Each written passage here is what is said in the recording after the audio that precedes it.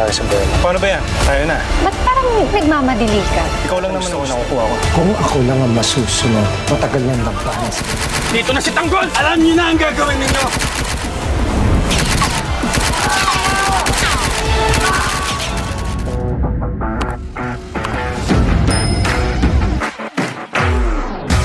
Inaya ni Hector si Ponggay na mag-date at agad niya itong dinala sa isang magandang lugar kung saan sila kakain.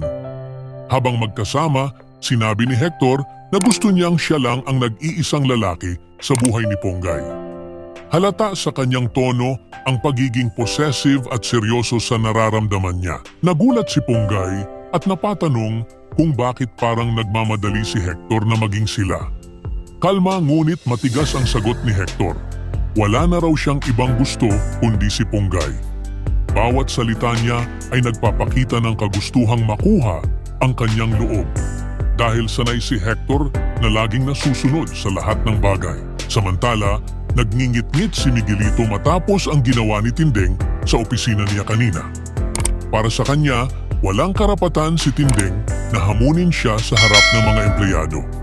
Galit siyang nagbanta na kung siya lamang ang masusunod, matagal na sanang pinaalis si Tindeng sa serbisyo. Narinig ni Gustavo ang mga binitiwang salita ni Miguelito at agad siyang nagbabala.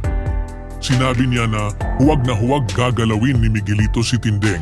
Kung hindi, kakalimutan ni Gustavo na isa siyang mayor at sisiguraduhing mapapanagot ito.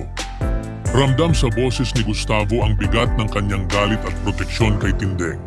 Samantala, nag-alala sina Enteng at ang iba pa nang mapansin nilang wala na si Tanggol. Ang paalam lamang nito ay magpapahangin ngunit hindi na ito bumalik. Agad nilang naisip na baka sumugod mag-isa si Tanggol upang iligtas ang kanyang ama. Kaya't nagmadali silang kumuha ng armas at sinundan siya upang hindi mapahamak. Pagdating ni Tanggol sa lugar kung saan nakakulong si Ramon, buong lakas siyang sumigaw at hinamon ang mga kalaban na ilabas ang kanyang ama. Narinig ito ni Kidlat, kaya't agad silang naghanda.